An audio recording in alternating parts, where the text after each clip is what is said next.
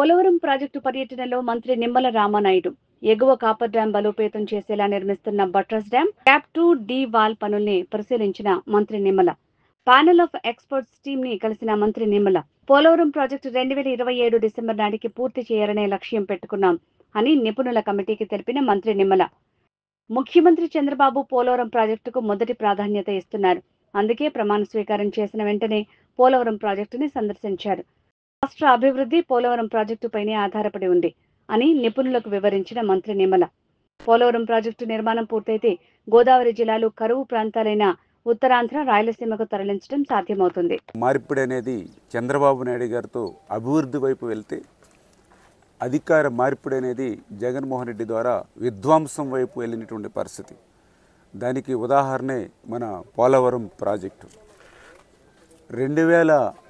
2021కి పూర్తవ్వాల్సినటువంటి Polavaram project గత వైఎస్ఆర్సీపీ పాలన విధ్వంస ఫలితంగా ఆ రోజు ఉన్నటువంటి ముఖ్యమంత్రి కానీ, ఆ రోజు ఉన్నటువంటి ఇరిగేషన్ శాఖ మంత్రులే స్వయంగా చెప్పారు, పోలవరం ప్రాజెక్టు ఎప్పటికి పూర్తవుతుందో చెప్పలేమని చెప్పి పోలవరాన్ని ప్రశ్నార్థకం చేసినటువంటి పరిస్థితి గత పాలనలో మనందరం కూడా చూసినటువంటి స్థితి. 2021 జూన్ అన్నారు, 2021 డిసెంబర్ అన్నారు, 2022 జూన్ అన్నారు. మళ్ళీ ఇది పూర్తవుతుందో లేదో చెప్పలేమనేటువంటి స్థితికి పోలవరాన్ని నెట్టేశారని అంటే వాళ్ళ విధ్వంస పాలన ఏ రకంగా ధ్వంసం జరిగిందనేది మనకు అర్థమవుతున్నటువంటి పరిస్థితి. మళ్ళీ ఈరోజు మీ అందరి ఆశీర్వాదంతో వచ్చినటువంటి తెలుగుదేశం, జనసేన, బీజేపీ, ఎన్డీఏ ప్రభుత్వ కూటమి నారా చంద్రబాబు నాయుడు గారి సారథ్యంలో ఈ పోలవరానికి అత్యంత ప్రాధాన్యత. ఎందుకంటే ఆ రోజు 14-19లో 72% పోలవరాన్ని పూర్తి చేసినటువంటి ముఖ్యమంత్రి చంద్రబాబు నాయుడు గారు మళ్ళీ ఈరోజు అధికారంలోకి వచ్చిన తర్వాత ఆయన ప్రమాణ స్వీకారం చేసినటువంటి తర్వాత మొదటి వారంలోనే మొదటి క్షేత్ర పర్యటన పోలవరం తీసుకున్నారని అంటే దీని మీద ఆయనకున్నటువంటి ప్రాధాన్యత, ప్రత్యేకత ఏంటనేది మనందరికీ కూడా అర్థమవుతున్నటువంటి పరిస్థితి. అదేవిధంగా ఏదైతే ఈ యొక్క పోలవరానికి సంబంధించి మరి ఒక షెడ్యూల్ను కూడా, ఎందుకంటే ఆయన ముఖ్యమంత్రిగా ప్రమాణ స్వీకారం చేసిన తర్వాత పోలవరం మీద 3 సార్లు ఆయన విజిట్ చేయడం క్షేత్రస్థాయిలో. మొదటిసారి పోలవరం ప్రాజెక్టు ఇక్కడ ఏ రకంగా విధ్వంసం అయిందో స్వయంగా ఆయనే గమనించడం జరిగింది. రెండవసారి వచ్చినప్పుడు ఒక షెడ్యూల్ని కూడా ఆయనే చాలా క్లియర్గా అనౌన్స్మెంట్ కూడా చేయడం చేసినటువంటి పరిస్థితి.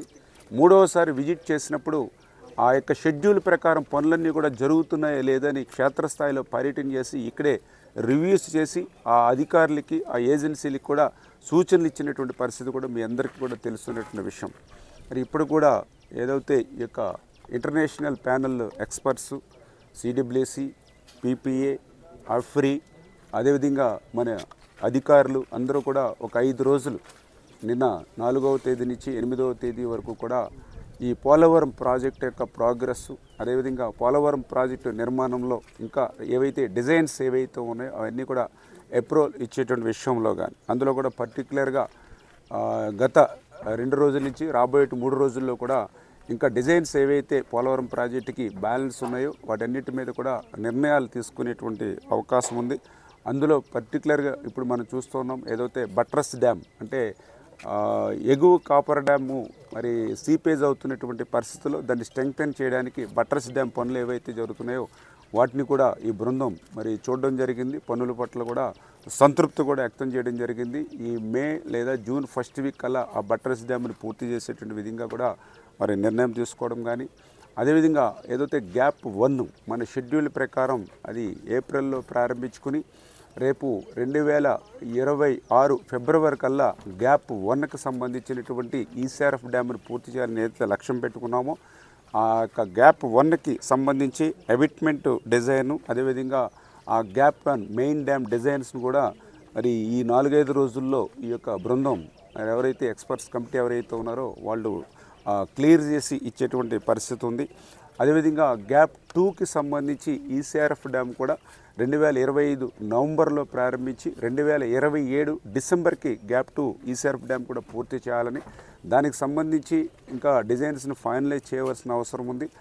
ఏదైతే ఈ యొక్క ఎక్స్పర్ట్స్ కమిటీ కూడా ఈ 4-5 డేస్లో ఆ గ్యాప్ 2కి సంబంధించినటువంటి డిజైన్స్ని కూడా ఫైనలైజ్ చేసుకుని అదేవిధంగా ఏదైతే మరి ఇక్కడ క్లే ట్రీట్మెంట్ ఏదైతే ఉందో దానికి కూడా డిజైన్స్ కూడా ఫైనలైజ్ చేసేటువంటి పరిస్థితి ఉంది. ఇంకా ఏదైతే స్పిల్ ఛానళ్ళు, అప్రోచ్ ఛానల్కి సంబంధించినటువంటి బ్యాలెన్స్ పనులు కానీ, గైడ్ బండ్కి సంబంధించిన రిపేర్స్ కానీ ఏవైతే ఉన్నాయో వీటన్నిటి మీద కూడా ఈ 4-5 రోజుల్లో మరి ఇక్కడే ఉండి స్వయంగా పర్యవేక్షిస్తున్నటువంటి ఎక్స్పర్ట్ కమిటీ త్వరితగతంగా ఈ డిజైన్స్ని మనం ఆమోదించి మాకు ఇచ్చినట్లయితే ఈ పనులను అనుకున్నటువంటి సమయానికల్లా పూర్తి చేయగలుగుతామని చెప్పి మేము కూడా వాళ్ళని కూడా రిక్వెస్ట్ చేసి ఏదైతే ఈ యొక్క ఇంటర్నేషనల్ ప్యానల్ ఎక్స్పర్ట్స్, అదేవిధంగా సిడబ్ల్యూసి, పిపిఏ, మనకి కన్సల్టెన్సీ ఆఫ్రీ ద్వారా ఏదైతే డిజైన్స్ ఇస్తున్నారో మీరందరూ కూడా కన్సల్ట్ చేసుకుని కోఆపరేటివ్గా మనకి ఇన్ టైంలో ఈ డిజైన్స్ అన్ని ఫైనలైజ్ చేస్తే మేము 2027 డిసెంబర్ కల్లా ఈ పోలవరాన్ని పూర్తి చేయాలని చంద్రబాబు నాయుడు లక్ష్యాన్ని నెరవేరుతాం. అందుకు సహకరించమని చెప్పేసి కూడా నేను కూడా